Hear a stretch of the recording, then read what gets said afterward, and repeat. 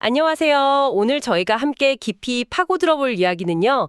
닐 도널드 월시의 신과 나누는 우정이라는 책의 일부 내용입니다. 근데 시작하기 전에 이런 질문 한번 던져보고 싶어요. 만약 우리가 신에 대해서 안다고 생각했던 그 모든 것들이요. 사실은 그냥 시작점에 불과했다면 어떨까요? 어쩌면 아예 잘못 짚은 시작점일 수도 있다면요.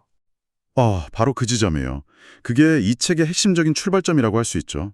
보통 우리가 신을 이야기하면 믿음을 엄청 강조하잖아요. 더 강하게 믿어야 한다, 의심하면 안 된다. 그렇죠. 무조건 믿으라고 하죠. 네. 근데 이 책에는 완전히 다른 얘기를 하는 거예요. 중요한 건 그 믿음이 아니라, 오히려 기꺼이 알아보려는 의지라고 말하거든요. 잠깐만요. 믿음이 아니라고요? 의지라고요? 그건 진짜 저희가 평생 들어온 얘기랑은 완전히 반대되는 거 아닌가요? 그렇죠. 더 열심히 믿어야 신을 만날 수 있다고 배웠는데. 그래서 이 책이 정말 도발적인 거죠. 비유하자면 이런 거예요. 제가 친한 친구를 만나기로 했는데 내 친구는 무조건 우리 집 현관문으로만 들어올 거야 라고 굳게 믿고 기다리는 거죠. 아, 근데 그 친구는 사실 길 건너편 카페에서 계속 손을 흔들고 있었던 거예요. 그러니까 내가 정해놓은 방식, 내가 부르는 그 이름에만 갇혀 있으면 절대 만날 수 없다는 겁니다.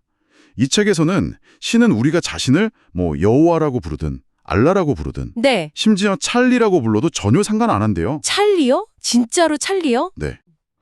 그렇다면 우리가 신을 알기 위해 가장 먼저 해야 할 일은 되게 아이러니하게도 신에 대해 배웠던 것들을 잠시 잊는 거겠군요. 정확합니다. 그래서 세 가지를 딱 요구해요. 첫째, 정말로 신을 알 준비가 되었는가? 둘째, 내가 믿어온 것과 완전히 다른 이야기에도 마음을 열 의지가 있는가? 그리고 마지막으로 나를 벌하지 않고 조건 없이 사랑하는 신의 모습을 받아들일 능력이 있는가? 와, 심지어는 당신이 교회에서 배운 것 중 일부는 포기해야 할지도 모른다. 이렇게까지 말해요. 정말 과감하네요. 네, 굉장히 과감한 주장이죠. 와, 진짜 세네요. 이런 급진적인 생각은 대체 어디서부터 나온 걸까요? 뭔가 특별한 계기가 있었을 것 같은데요? 이 책을 쓴 저자가 이런 엄청난 대화를 시작하게 된 배경이 있다면서요? 네, 아주 극적인 이야기가 있습니다. 저자인 닐 도널드 월시는요, 1992년에 그때 나이가 49살이었는데 인생의 완전 나락으로 떨어져요. 관계는 다 깨지고 직장도 잃고 건강마저 최악이었죠. 아, 한마디로 모든 것이 그냥 다 무너져 내린 겁니다. 그러니까 처음부터 무슨 깨달음을 얻은 그런 성자 같은 사람이 아니었네요. 전혀 아니죠. 그냥 우리처럼 인생의 문제들로 엄청 고통받던 평범한 사람이었다는 게, 오히려 더 와닿는데요? 맞습니다. 그래서 어느 날 밤에 너무 깊은 좌절감하고 분노에 차서 잠에서 깬 거예요. 그리고는 노란색 종이철을 꺼내서 신한테 막 따지기 시작합니다. 따지기 시작했다고요? 네, 거의 저주에 가까운 편지를 미친 듯이 써내려간 거예요. 대체 내 인생이 제대로 굴러가게 하려면 뭐가 필요합니까? 이 게임에 규칙이 있다면 제발 좀 알려주시오. 규칙대로 놀 테니 먼저 그 규칙을 말해달란 말입니다. 하고요. 와, 진짜 그 절박함이 느껴지네요.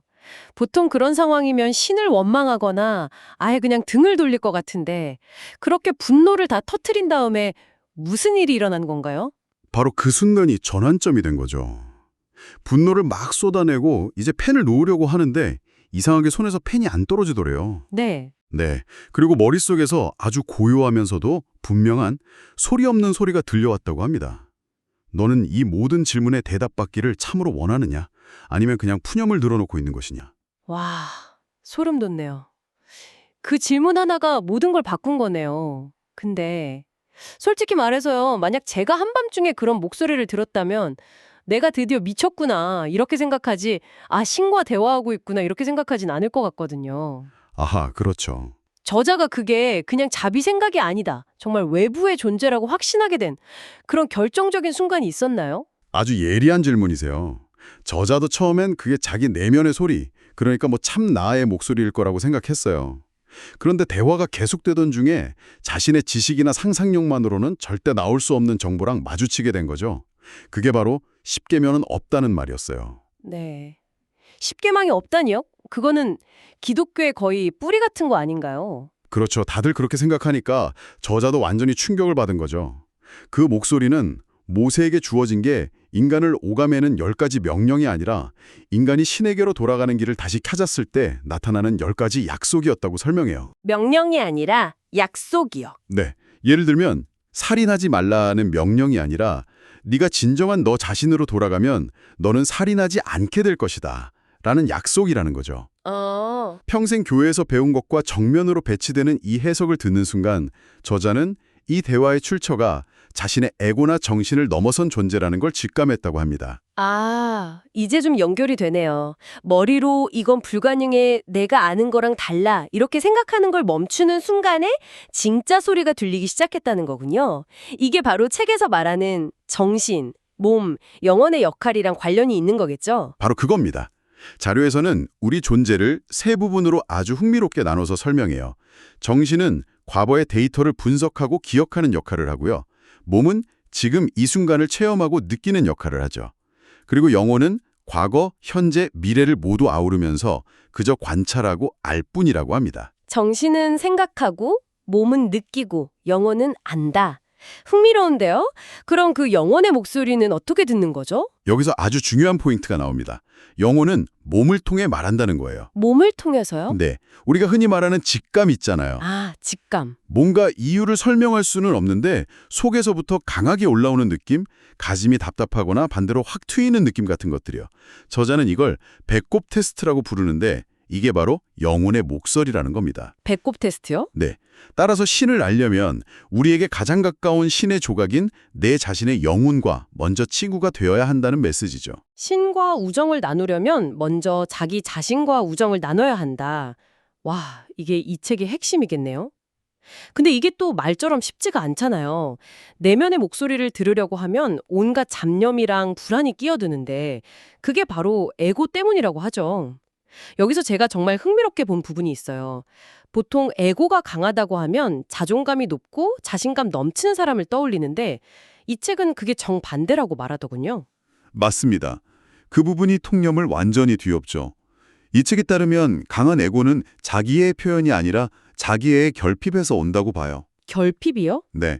내면이 텅 비어 있고 스스로를 사랑하지 못하기 때문에 밖으로 자신을 더 크게 부풀리고 다른 사람들의 인정을 갈구하는 일종의 보상 심리라는 겁니다. 와, 이거 정말 많은 걸 다시 생각하게 만드네요.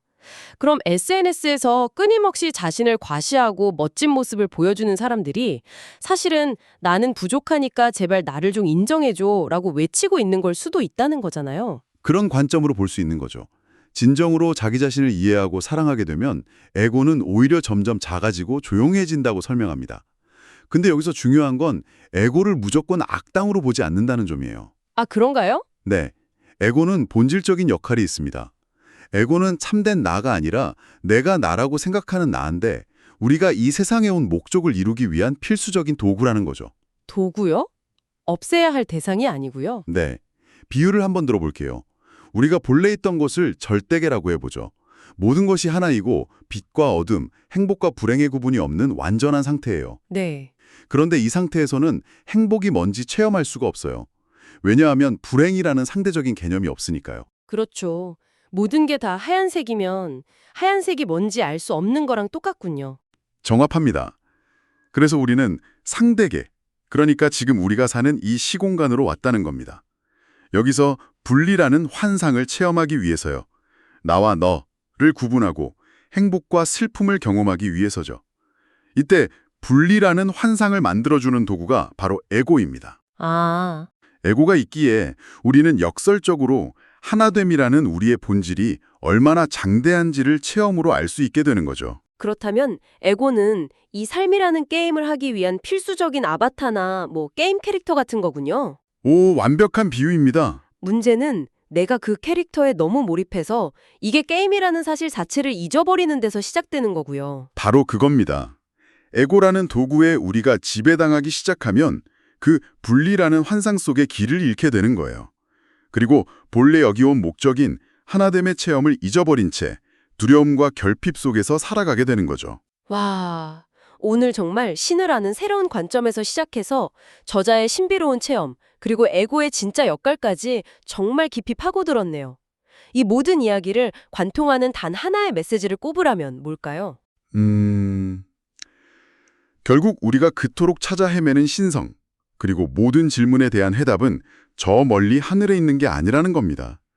바로 우리 내면에 있다는 거죠. 머리로 분석하고 기억하는 신이 아니라 내 몸의 감각과 영혼의 알을 통해 지금 이 순간 체험하는 신을 만나라는 초대장과 같아요. 아, 그리고 그 시작은 거창한 믿음이 아니라 그저 내면의 목소리에 귀 기울여 보려는 작은 의지 하나면 충분하다는 겁니다. 청취자분들께서 이 이야기를 곱씹어 보실 만한 마지막 생각거리를 던져드리면서 마무리하고 싶습니다. 자료의 마지막 부분에 이런 말이 나와요. 삶의 모든 질문에 대한 답은 이미 너희 혀끝에 있다고요. 이건 네 말대로 되어지리라면 생각과도 통하는 것 같아요. 어쩌면 우리가 필사적으로 찾고 있는 정답이 외부에서 주어지기를 기다릴 필요가 없는 것일지도 모릅니다. 이미 우리 자신이 알고 있고 그저 우리가 용기 내어 말하고 선언하기를 기다리고 있는 것은 아닐까요? 이 질문을 여러분께 남겨드립니다.